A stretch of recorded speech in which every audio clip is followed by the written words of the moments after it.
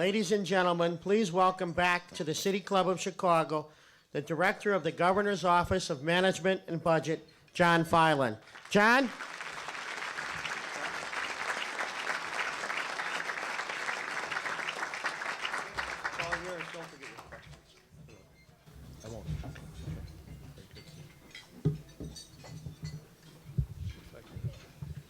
See if I can keep that in place. They have this microphone correct that you all can hear in the back?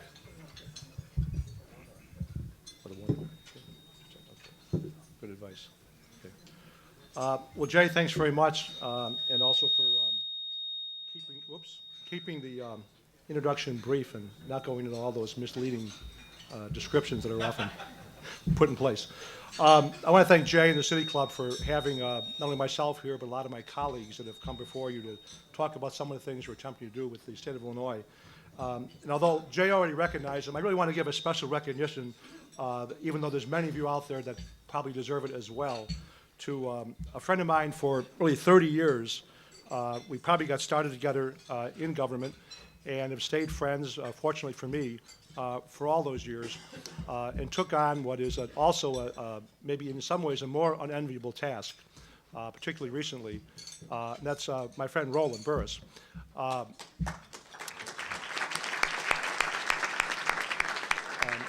What you probably heard a lot and we'll hear more about today is the status and outlook for the state's retirement systems and pension funding. That's among the major topics in this year's budget. And Roland and before him, Jim Annabelle from Bank One, were willing to chair the Governor's Pension Commission, which it would be an understatement to say it was a very difficult job, given both the enormity of the problem as well as the difficulty of arriving at solutions that made sense and were fair. So I really wanted to thank Roland for that, as well as all the members of the commission, of which there were 13, both from the General Assembly as well as some of you in this room, both civic and business leaders in the state. I also want to recognize Becky Carroll. I think she's here somewhere. Last time I was here,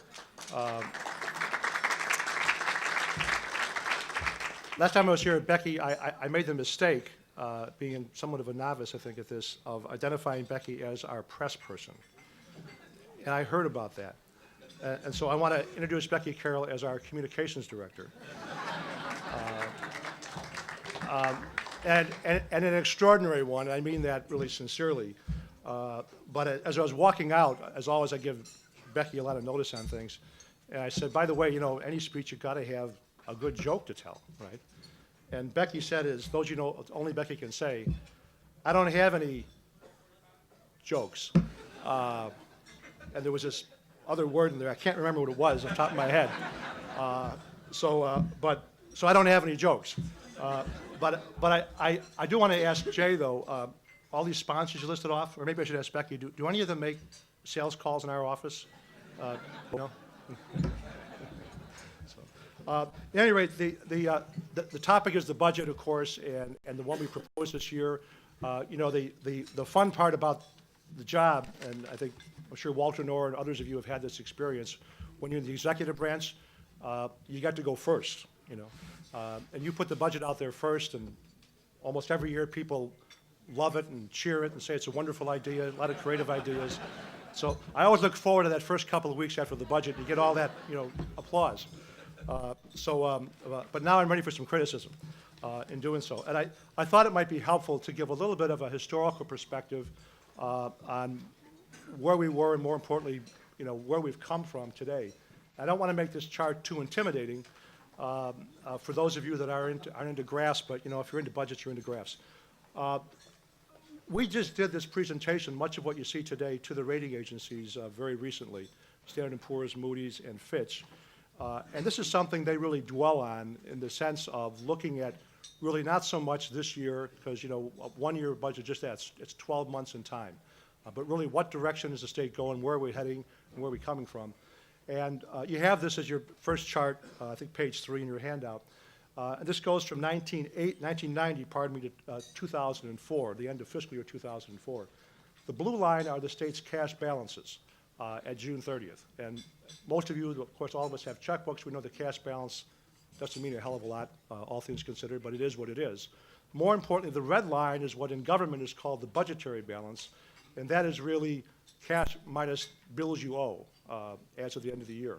The black line, which you usually don't see in government, is pretty close to a profit measurability, the extent you can do this in government, meaning the extent to which revenues either exceeded spending or the extent to which spending exceeded revenue. And that line in the middle is a zero line. So the extent to which you're above below the line, you're above or below water. You can see during almost the first 2/3 of the 90s, the state had very, very tight cash balances, very similar to today, a little bit less actually. But you can see almost from 1990 through 1997, on what's called the budgetary basis, the state was running a deficit each year. It had about a 7-year run of deficits. The late 90s came along, and of course, most of you know the story. All those good things happened, and you can see both the movement of cash balances up and some improvement as well in the budgetary balance, where where indeed we had a net budgetary surplus for those years. Then in 2000 and between 2000 and 2001, the state really took a nosedive on the revenue side. But when you had a lot of spending built in government, the spending does not curtail as quickly as revenues can. And as most economists have said, the amount of loss in tax revenue to most states, including Illinois, was far more than the degree of recession, meaning it was far more than one would expect given the relatively mild recession. Such that if you look at that black line once again, it's that black line of profitability that really leads the red line of whether you're recovering or not in terms of cash and liquidity.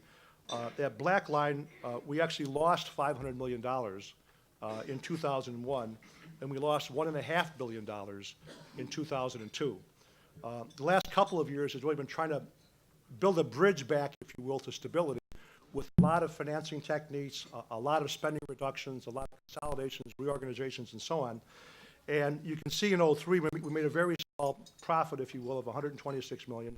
In 2004, 2007, and what that allowed us to do was generate cash in the system so we could start catching up from the hole we were in. And I think what a lot of people don't realize, unlike I think people in this room, but particularly in governments, is that there's kind of this feeling that when a fiscal year ends or a financial year ends, that it's kind of over and we start anew. And you can kind of forget about those losses. I think all of us know that, have been in public or private sector, that they don't just go away. You got to pay them off. And so that $2 billion of really operating losses is something that we're still recovering from. And what the red line is trying to say is we're by no means out of the woods yet. This is a multi-year challenge for the state, but we are making some meaningful progress and some demonstrable progress for a variety of reasons I'll get into.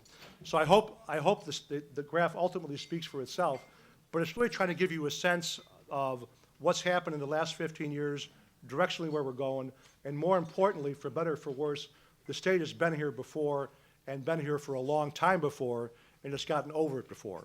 So I guess a part of it is that keep the faith. We're trying to get where we're trying to get. The second chart I always refer to as Jim Annabelle's favorite chart. Jim is the longtime chief economist of Bank One, and is currently the Secretary General of the Federal Reserve Board of Governors. But most importantly, he's chairman of the Governor's Council of Economic Advisors, and he, along with his colleagues on the board, work with us on developing revenue forecasts and long-term planning.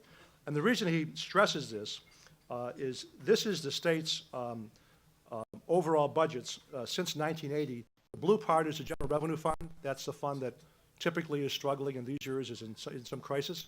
And the red fund is everything else. The other, I hate to say, is 644 funds that we have in the state. If you look to the period 80 through fiscal 03, you can see that general revenue funds grew on average about 5.1%. Other funds grew about 7%, or in the aggregate about 6%. In the last 3 years, 04, 05, and proposed 06, general revenue fund is growing at 3.1%. Other funds are actually down on an absolute basis. That's both on the capital side as well as the operating side. And the total has only moved barely at all from that. And the analogy I use here is if you think about, this is a very, very large organization with hundreds of different things going on, many, many different departments, not all of them interrelated.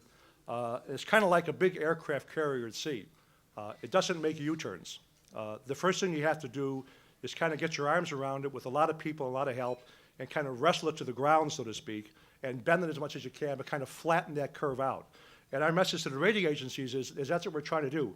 We're trying to give the state a chance to catch up so that when revenues do indeed start to grow, and they are growing this year and growing somewhat more next year, that we can actually do something with them and not have them swallowed up by all of what's in the base spending of the state, and allow the state not to focus on its key priorities such as health care, education, and public safety.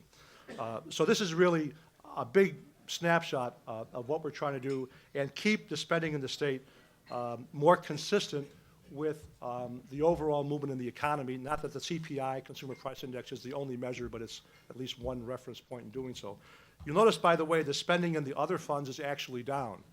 And you've probably heard a lot about, from time to time, some controversy about us looking at all the funds, and our approach is kind of it's one state, it's one entity, it's not 645 fiefdoms, so to speak, even though oftentimes it can feel that way. The significance of that is a lot of what's been able to happen with healthcare and education in particular is as a result of looking at it from that approach and using some of the excess resources in those many funds to help fund healthcare and education on an overall basis and not looking at it as 645 myopic entities. This next chart I think is very, very critical and important because this gets at the heart of I think what we're trying to address in terms of using this opportunity of both some difficult years, constrained revenues, to really examine the state and the state's priorities. On the left is the spending in the general fund for awards and grants, and on the right is the spending for operations. This is actually the way the Comptroller's Office reports spending for all the funds. Operations is basically the inside of government. It's payroll, contractual services, supplies, commodities, the kind of things that Brian Chapman and Paul Campbell help us drive down most of the time. Now and then they spend some money, but most of the time they drive it down. And the importance of that is if you look at those numbers, the end of fiscal year 03, the spending was actually less than fiscal 02, less than fiscal 01, and 04 is less than the previous year and almost at the level of fiscal year 2000. The significance of that is we're not just reducing increases, we have absolute reductions in spending, and during a period when we had 4% annual cost of living increases in bargaining contracts.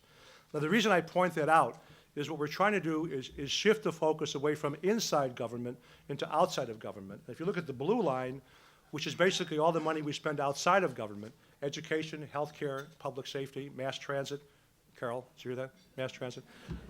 Anyway, is those are the areas that we didn't reduce, okay, and keep investing in. And let's also put money out in the economy. A lot of the job creation in Illinois is in healthcare and education in terms of job growth, and it's partly because of the state and other governments investing in those areas as our priorities. But I think the significance of that downward movement in spending in absolute terms, it's what's made some of that education and healthcare investing possible. Finally, a lot of you have seen this before, and this is just making the point that a big component of that operational spending is the size of the workforce.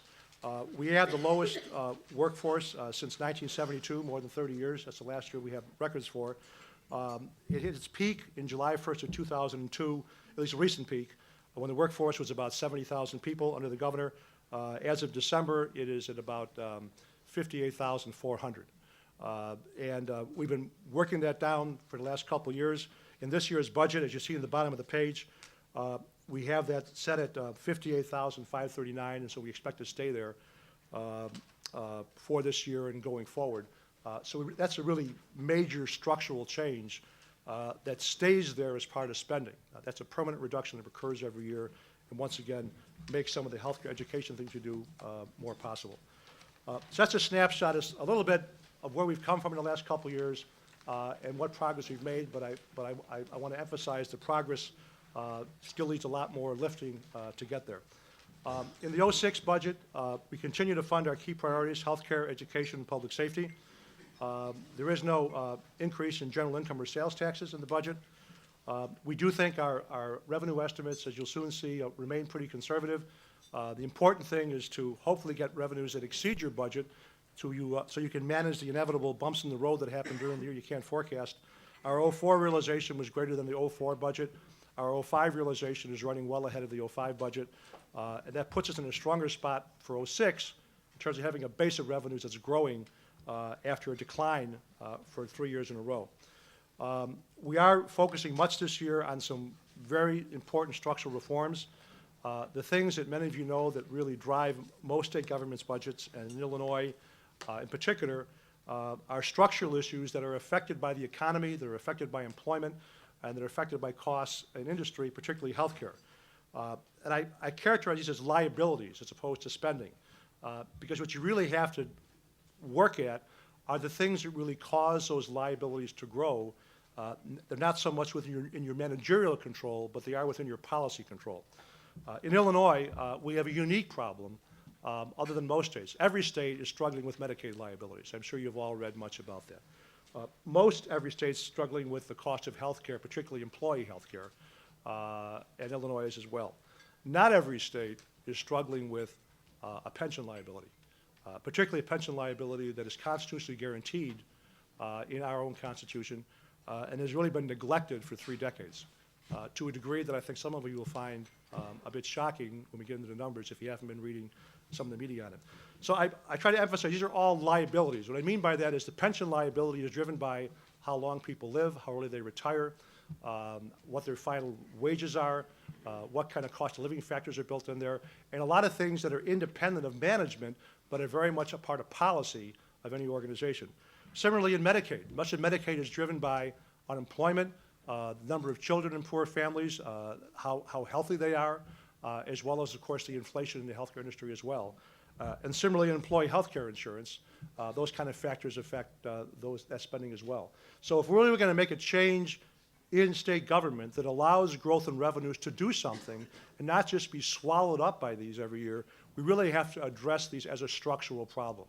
And I think we've heard the word structural deficit, at least I have, for at least 15 years, if not more, in Illinois and elsewhere.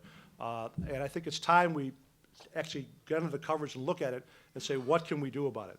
So when you look at something this significant, I think the recommendations are difficult ones. They are difficult choices for a host of reasons. And once again, Roland and his team on the commission, I think, has really helped a great deal here in putting some solid proposals on the table. Other parts of the budget we're focused on is controlling additional spending. We continue to work aggressively on streamlining. You heard in the governor's address, and I'll mention it briefly. We are appointing a streamlining commission that will include all 4 caucuses, as well as members of the business and civic community to focus on the size of government. We've already consolidated more than almost 20 departments. We're looking at doing that even more so. We do fund over 4,000 programs. We want to question the sustainability of many of those from a structural basis and look to the business community as well as our colleagues in the General Assembly to work on that. What new programs we are recommending, each one of those have a new revenue source. So we're dedicating our base revenues to existing programs, not to new spending. This is in the area of education, transit, the environment, and capital programs.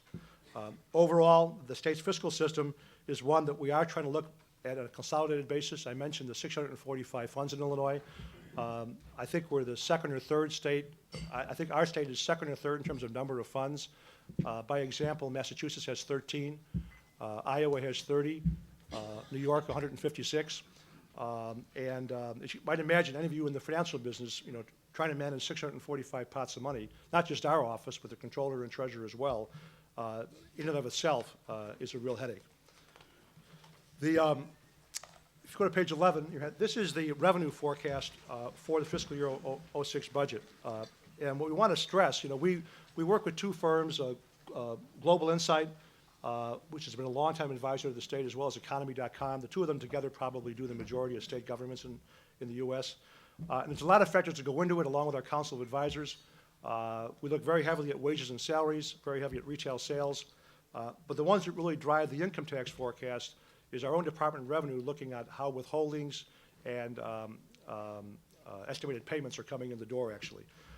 And what we've had is we now have 8 months in the door and have a very, very strong fiscal 05 relative to what we adopted in the budget and improvement over 04. So you can see that we were able to revise our estimate upwards particularly in the income tax and sales tax area, considerably for the balance of '05, based on, at the time, 7 months in the door, and in turn, take that base and increase it for '06. So we do have a significant amount of revenue growth in '06. Not what it's been in prior years, but it definitely demonstrates that we are on the road to recovery in Illinois by really all indicators. In fact, one of the ones that you don't see here directly, and we don't take directly into account in the forecast, but it's important long term, the Midwestern Illinois almost invariably, and probably invariably, does lag the rest of the economy in terms of recovery after a recession. That's certainly true, been true the last several years. For 6 or 7 years, Illinois has lagged the national economy in job growth. This year, we're about 0.5%. Next year, according to global, Jim Annabelle's operation, economy.com, and other economists, for fiscal '06, the Illinois job growth rate is set at 1.5%, which is the national rate as well. This is the first time in 6 years that we'll actually have caught up with the nation and run at the same pace they are in what is still a slow recovery nationally, but Illinois has finally caught pace with that. And part of our job in the state, obviously, is to do something about jobs. And Jack Lavin, my colleague and friend over there, deserves some credit for that, at least, in terms of getting the state's engine going again. Most I want to talk about is, what I mentioned earlier, is these structural issues in the operating budget and the ones that we think will make a real difference going forward. And by going forward, particularly in the pension area, we're talking about decades of going forward, not just a couple of years going forward. The need to do this is to really to make room in the budget for revenues to grow and be invested in education, healthcare, and capital investments. If we look at revenues alone and look at a revenue increase as a solution here, it will genuinely distract us, as it has in the past, our attention from addressing these structural problems in the state. So having this revenue constraint on us really forces our attention on saying, what can we do about these structural liabilities and make a difference going forward? It's driven, once again, primarily by pensions, Medicaid, and employee health insurance. If you look to page 13, the annual increase in these costs eat up virtually all of our new revenues. In the case of pensions this year, based on the 50-year mortgage that was laid out in 1995, the increase will be almost $600 million just in pensions alone. That's without a dime towards Medicaid or a dime towards education or a dime towards anything else. So clearly, what looked like a long-term problem is now within our sights, and we have to deal with it. The contribution towards pensions in 2006, if we don't act, will be $2.6 billion. In 2010, it'll be $4 billion, and grow dramatically from there. If you look at this chart, and this is not a very pretty chart. The colors may be pretty, but the results are not so nice. This is the funding plan adopted in 1995 to deal with what then was a $20 billion unfunded liability. And I almost don't even want to say unfunded liability because it's kind of like some mumbo jumbo. It's $20 billion that we constitutionally owe as a general obligation to the state, no different than bonded debt. Okay, so I just put aside some of the, in all deference to Lance Weiss, some of the actuarial jargon in doing so. We broke out here, the blue is what's called normal cost or the maintenance cost. That's what we should be paying every year to stay current with the system if we had no unfunded liability. The orange is the price we're paying, and you can see how backloaded it is on future generations. It's the price we're paying for literally not funding the pensions 35 consecutive years in this state, okay? In 1970, the Constitution laid out a constitutional guarantee on the 5 state retirement systems in Illinois, and every year since then, with the exception of 2004, the state never once put enough money in the pension systems to even stay current with the liability, let alone get ahead of it. In 2004, most of you know, we issued, with a lot of help of people in this room, a very large pension obligation bond. We issued that really to stop the bleeding because the liability was growing uncontrollably. And that bond put an infusion of $7.5 billion into that liability, and for the first time in 35 years, actually brought it down and made it somewhat more manageable, but it's a long way to go. If you look at that orange line and you added up the bars from 2006 to 2045, those orange bars add up to $220 billion that we're going to disperse out the door. And the worst part of that, every nickel of it is interest. Not one dime of that will go towards reducing the liability. And what really got Roland's attention, aside from that, and with the help of both the system actuaries and Deloitte and Touche, I should commend as well in our audience today, is when you got to 2045, that number, our liability, the guarantee, the gross liability before counting assets, will grow from what today is about $90 billion to $521 billion. It's almost impossible to think in those terms when you look at it. I'll come back to that in a second, as you might imagine. We're not done with pensions yet. The next area structurally is in Medicaid. I think Illinois, both in this administration and frankly prior to us, has done a considerably better job than most states on managing the Medicaid liability. The growth rate in Illinois for several years, as much as it is, has been quite a bit less than most every state and far less than Florida, Tennessee, and others. And some of those states are taking very drastic action. Tennessee, a much smaller state, is actually removing over 300,000 people from health care eligibility in the state of Tennessee. The guidelines we looked at is to say, one, we don't want to reduce rates to hospitals and physicians. They haven't had rate increases for a while. We don't want to reduce that. And number two, we do not want to remove people from eligibility for health care. Those are two tough constraints to do so. But we can look at what we buy in health care and what we pay for in health care and what we don't. And there are some things we can do to make it more akin to private insurance that you and I have. And the third area is employee group health insurance and the liability there, and how our payment of health care costs there stack up with the rest of the industry and the private side. And I'll come back to that momentarily. I want to come back to, I almost hate to say my favorite topic, but pension reform and what's engaged there. If you go to page 19.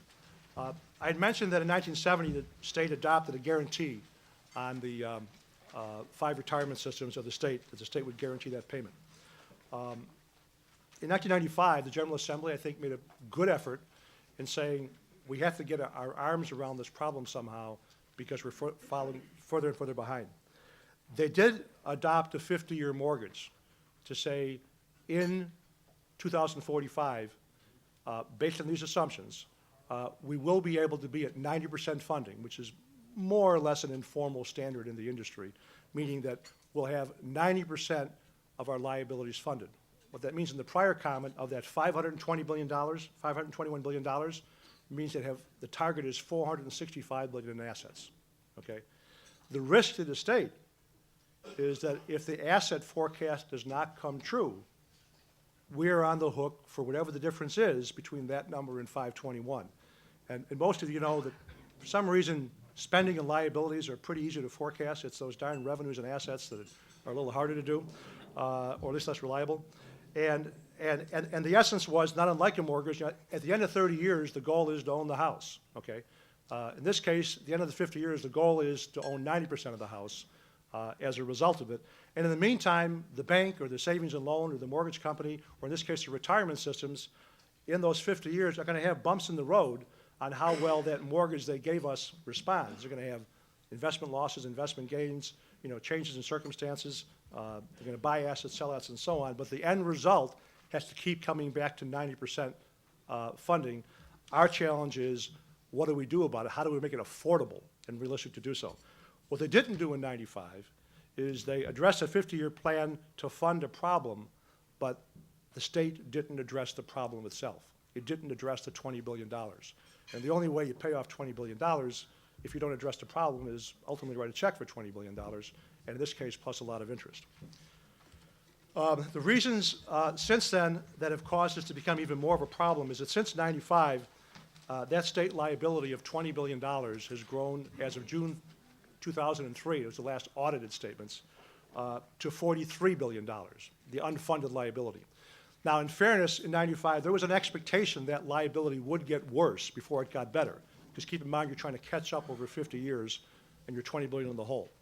So that increase from $20 billion to $43 billion, part of that was the insufficiency of the contributions that was still part of the plan. Part of that was significant investment losses that occurred in that period, particularly in 2001, 2, and 3.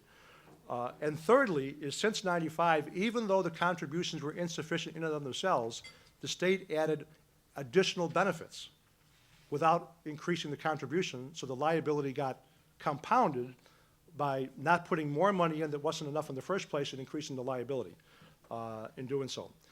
What we did in June of 2003, kind of is when you walk in, you got leaks everywhere, and the ship is sinking or at least wobbling.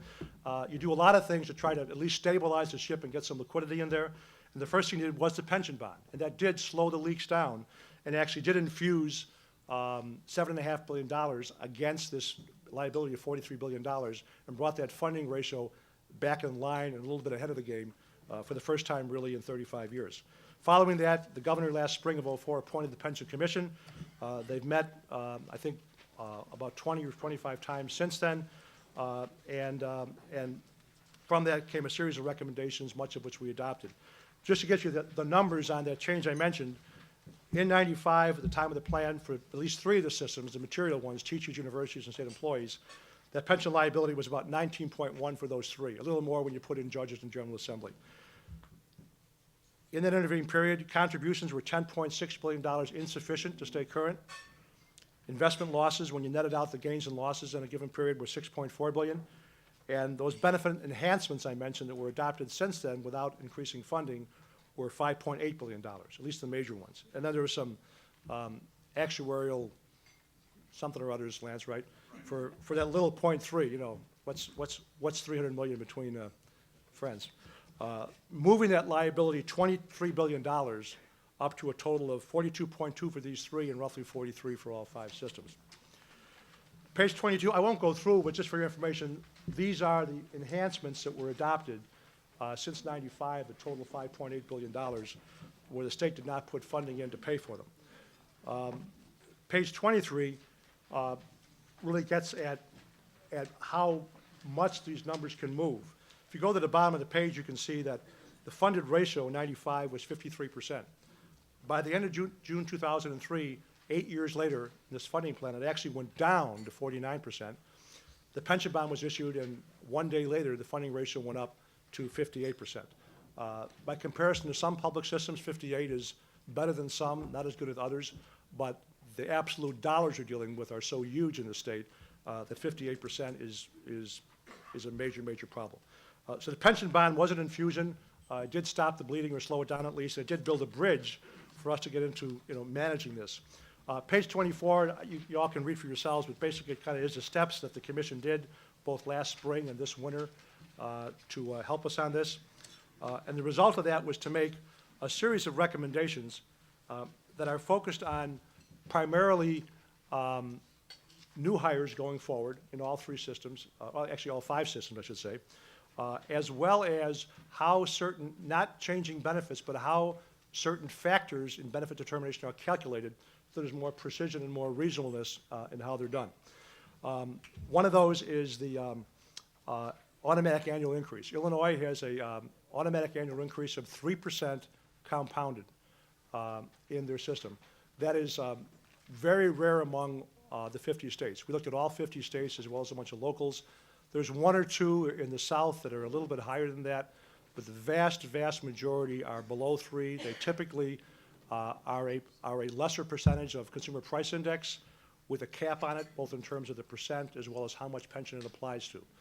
So what we recommended here was something very similar to that, where it would be a function of CPI but not exceed 3%, but be limited to the first $12,000 of pension payments if you have Social Security, the first $24,000 of pension payments if you don't have Social Security. And if you look at these 50 states, you'd see that's very much in line and maybe slightly more generous, frankly, than the vast majority of states do. Michigan, as an example, they limit their cap to not more than $300 for everybody. Whether your pension is this much or that much, that's the maximum you can get in the case of Michigan. Secondly, the money purchase option, the university system and the teacher system have a sort of defined contribution option. So you hear a lot of discussion about whether it's good to have 2-tier systems or not, but the universities and teachers have had at least 2-tier systems for many, many years. The significance of this is not so much whether in and of itself it's a good or bad idea, it's a defined contribution, is the way it works is that there's a defined benefit plan, similar to what the state has, also a defined contribution plan. This money purchase plan is kind of the best of both worlds. In fact, our actuaries tell us they've never seen one like it in the whole country. What I mean by that, a defined contribution, as I'm sure you've read these days, basically is the employee puts some money in, the employer puts some money in, it gets invested, whatever happens, happens. Hopefully good, but if not good, it is what it is. This doesn't work that way, okay? This works that the employee puts some money in, the employer puts some money in. And then when it comes time to retire, at that point in time, or each year, there's a determination of a guaranteed, not defined contribution now, a guaranteed rate of return on that plan, okay, that applies to all the people that are in there. When the final year comes, there's one more calculation of a rate of return. It's applied to all of the employee's contributions, okay? It's applied to the employer contribution, but here's the kicker. Whatever that employee contribution compounding is, at effectively a guaranteed rate, the employer's match is 140%, okay? And then I got one more thing that's even better than that, okay, is that the individual doesn't have to pick the plan when they get hired, okay? It's whichever one ends up more, okay? So this clearly puts an employer in just an untenable position. And I'm not here to say this is good, bad, or indifferent, but the nature of the liability and the risk to the employer is almost incalculable when you really get into how these things can work, and possibly well-intentioned at the time, but truly unaffordable. So you have what's supposed to be a defined contribution plan outperforming a defined benefit plan. It's almost unheard of in the country. Another one, which I won't go into too much, but I kind of alluded to it, is to put more precision in how these interest credits are determined in these defined contribution plans and not make it so subjective. In the first case, we're saying going forward to just eliminate this money purchase plan for new hires. For those that already have it, they've earned it as part of the deal, that's it. This last one is, on this page, is what's called the alternate formula in the state. Generally, people earn 1.67% of their final salary for every 1 year of service. There's certain employees that get in an alternate formula where they earn in different amounts, but I'll just use the example of 2.2% of salary for every year of service. So if you work 40 years, you get, what does that come to? 48% or something of your salary. Whereas if you have the 1.67 formula, you work those same 20 years, you get about 30% of your salary. The origin of this was for state police. And something I never knew is the state police are not covered by Social Security. If you carry a gun, have arrest powers, you're not covered by Social Security. So therefore, the state gave them their own pension plan, and since they had no Social Security, they made it a little bit higher than the regular plan, and that made a certain amount of sense. That's about 2,000 people. Since this was adopted many, many years ago, I think 30, 40 years ago in the state, now more than 1/3 of state employees have this alternate formula, okay? And the origin of this was no Social Security, therefore you have to have something, okay? Most all the other employees in this, not all, most all the other employees have this as well as Social Security. So it becomes a very, very expensive option to the state. The last couple is, and you probably read about this, is the way most pensions are determined is by what's called final average salary, which means in your last 4 years of service, and some plans differ a little bit, it could be last 2 years of service, is whatever those last couple of years are, that's the basis by which your benefit is determined. There's been many, many, many cases, not just the ones you read about, but in large volume, where the final average salary is as much as 17, 20, 25% and more.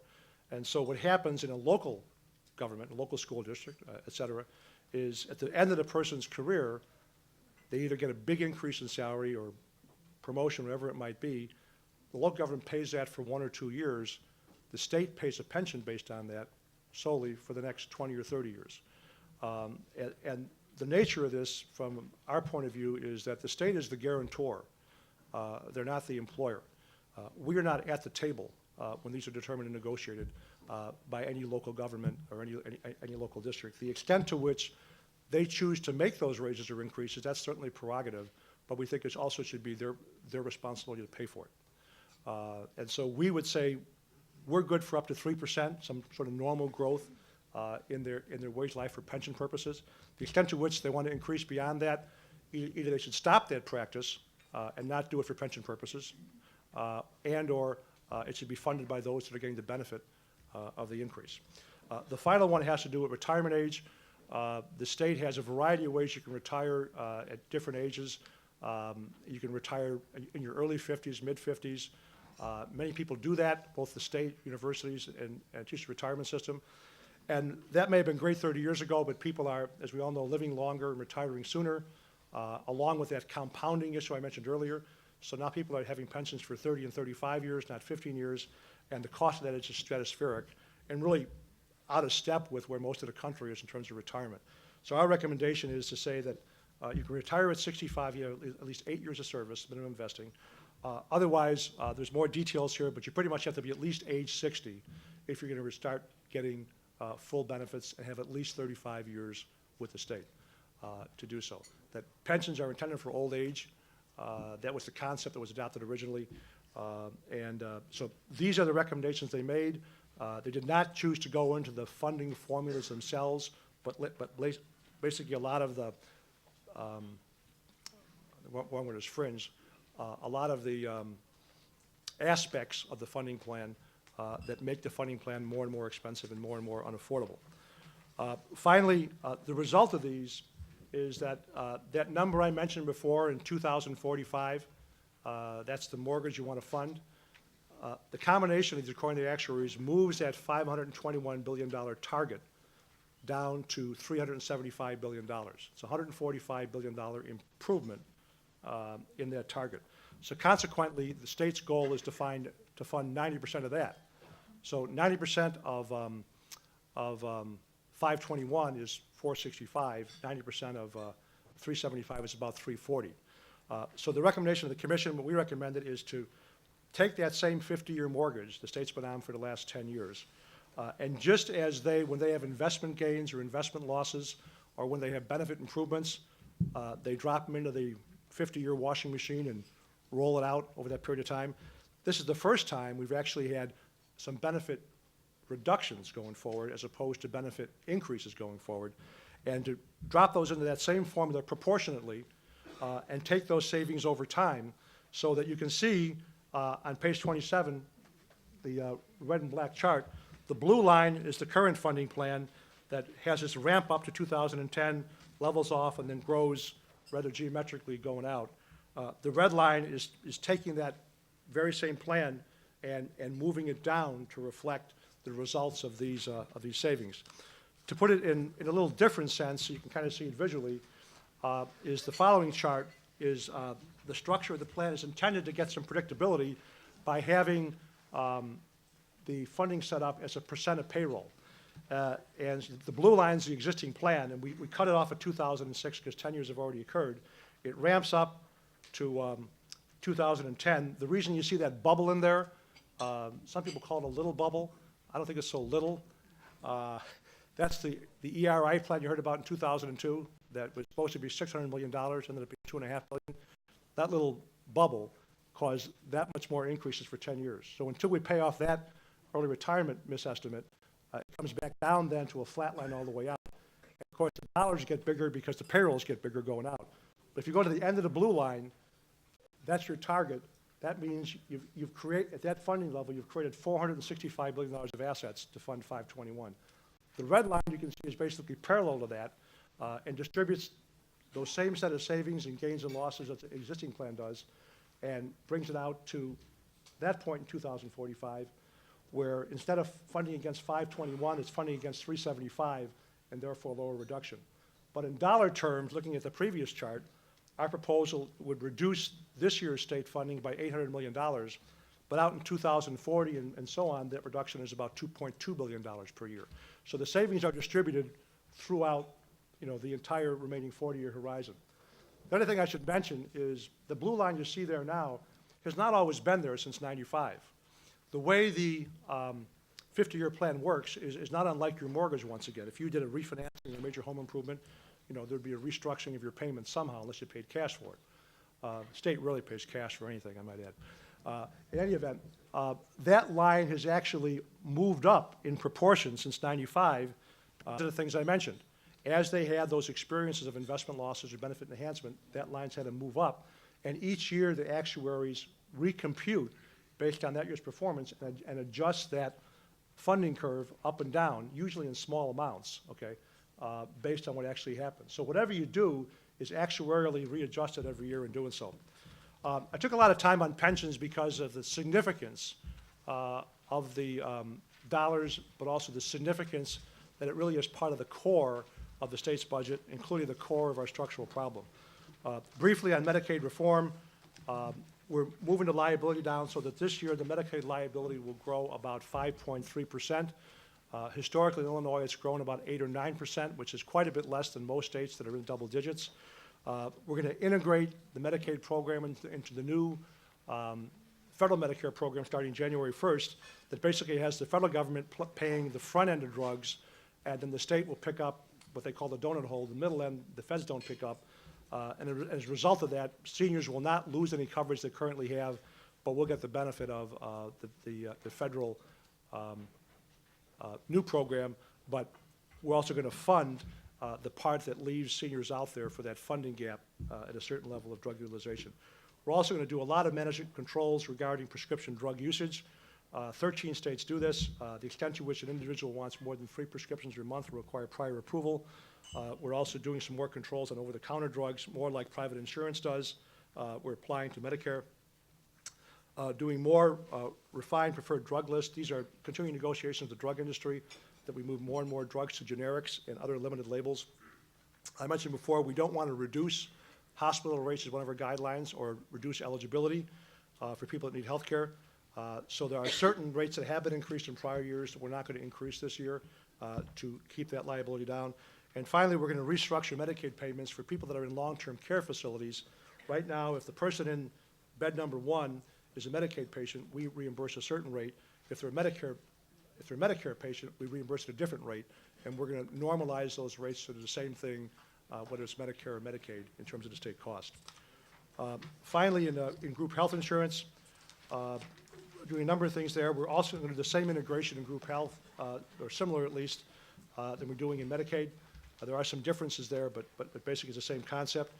We're also going to offer a rebate to what I call young retirees. People are more or less my age. Anyway, with all these early retirement programs, we've got about 27,000 people out there that are under 65 that are non-Medicare retirees, where the state is paying their health care premium. Even though many of them may be working still or their spouse is working, we're going to give them the option to say, look, we'll give you a stipend every year if you agree to drop your insurance until you need it again. We dispersed $260 million roughly for non-Medicare retirees. And we didn't put a number in the budget on this, but we're hopeful with the right kind of offer we can induce them to have some money for themselves if they have alternative coverage, and we save substantial money as well. Probably the biggest organizational reform that we're recommending is putting all of healthcare procurement, whether it's healthcare services or healthcare products, whether it's wheelchairs or drugs or whatever, in one place. Right now, we have 7 or 8 departments that very often negotiate with the same hospital or same provider for a similar service, whether it's Department of Corrections, Human Services, Veterans Affairs, Group Employee Health Insurance, or Public Aid. Public Aid by far is the biggest buyer in that. When you add them all together, they're well over $10 billion. And basically put that contracting negotiation, payment negotiation, all in one place, all in one negotiation, and try to get more normalization in those rates. So those are the 3 structural efforts we're making, pensions, Medicaid, and group health insurance, all of which want to bring that liability down on a more permanent basis. I'll talk a little bit about the recommendation we made on using more and more of the balances in those surplus funds to create an endowment fund for education, K through 12. There are 645 funds in the state. Many of them are exempt, as federal trust funds are, and pension funds are, and bond funds are. But the remaining roughly 400 are ones that have revenue that come in return for a state service. And the extent to which that state service is provided, those remaining funds, from our point of view, are available to the state and have been in the last several years, and also guarantee bond issues with them when we need to use for the state's priorities. In this case, education and health care that we don't want to leave behind in doing so. So in sum, I think we're going to continue the efforts we've made originally on infusing revenue where we can, reducing the size of government, A lot of major streamlining efforts. On page 36, we talk a little bit about the streamlining committee I mentioned before that might include, or at least we'll ask some of the folks in this room. We're also going to consolidate all the capital planning and the capital development board that now exists in a few of our institutional agencies.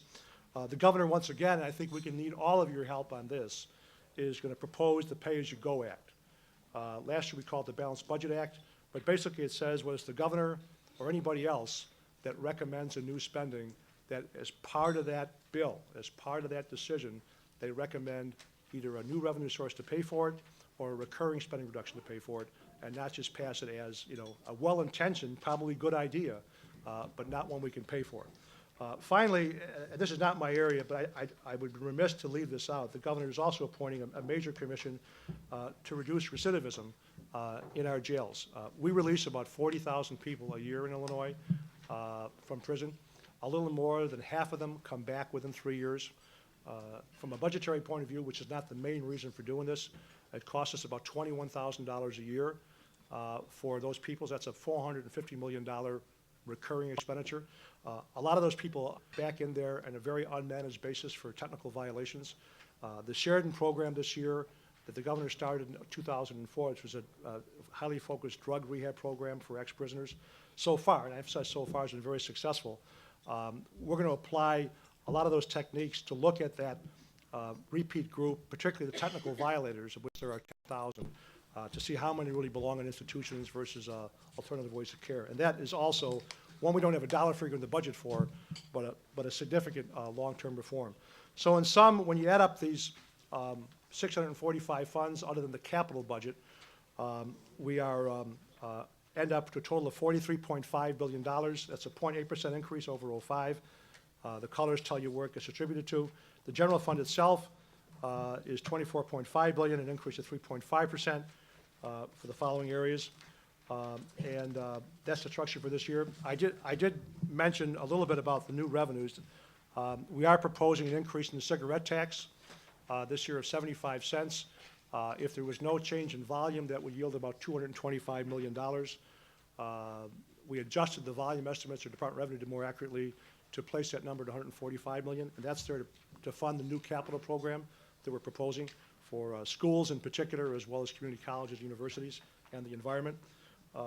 We're also proposing to close the canned software loophole in Illinois. There are 45 states in the country that have a state sales tax. Illinois is the only state that does not tax canned software. If anybody in this room individually goes to Best Buy and buys 3 copies or 10 copies of Excel or whatever, you pay sales tax on it. If a small business goes out and buys canned software, they pay sales tax on it. Some very large corporations have found a loophole, not in the law calls for the taxation, but in an old revenue regulation they've won in court that says if in any way I customize that software, okay, when I put it in, and the definition of customize has gotten very, very loose, okay, they're exempt from sales tax. Now, we agree, the extent to which you buy something like Oracle and you customize it, if you spend $5 million customizing, that's labor, you shouldn't pay tax on that. But the cost of those Oracle licenses, you should pay sales tax on it. Every other state does. That costs the state $65 million a year in revenue. And we're proposing to close that loophole and dedicate it to statewide transit, so Carol Brown will stop calling me. But in all seriousness, for including the CTA and others, to help them with their operations.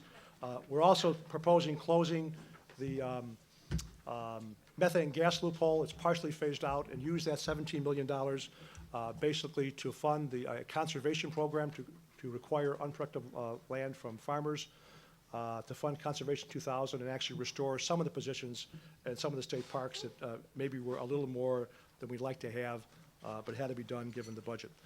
So all in all, we're going to continue our consolidation efforts, continue our reforming efforts, but this year we're really focused on structural reforms that we think have truly a multi-year effect, and by that I really mean a multi-generational effect, not just this year and next year, and we think that's really the key to this year's proposal. So with that, I know it's a bit long, but it's a big budget. So in any event, I'll be happy to take your questions.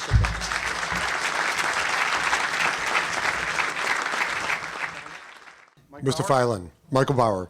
AFSCME, in their new contract with the state of Illinois, has negotiated, effective July 1st, 2006, for domestic partnership benefits for union employees for union members who are state employees and have same-sex partners.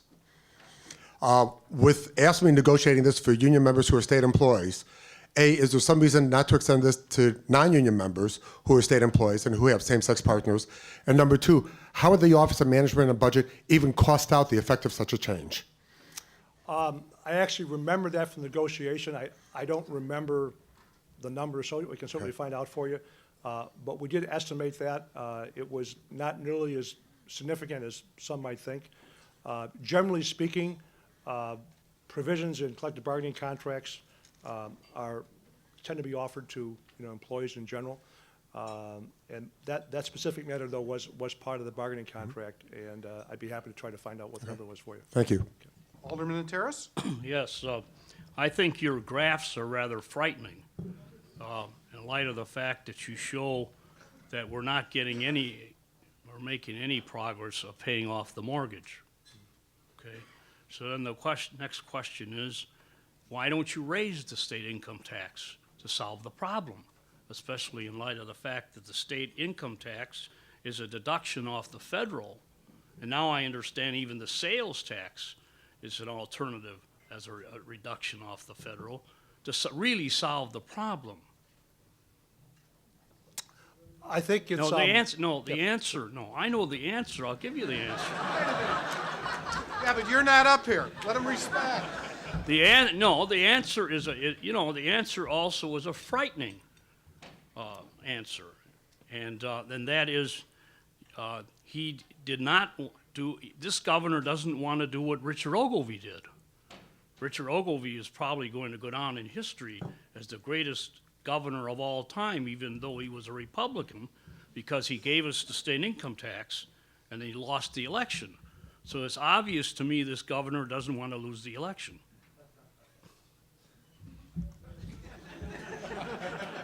Last part of your question is not part of my job description. No, I mean, that's really it. No, that's really it. We have one of the lowest state income taxes in the United States, and this is an instance where you've got to raise taxes. In fact, what you should have done is raise taxes 2 years ago and did everything that you did here, but then raised taxes 2 years ago, and then maybe you could coast. Well, let me just give a brief answer to that.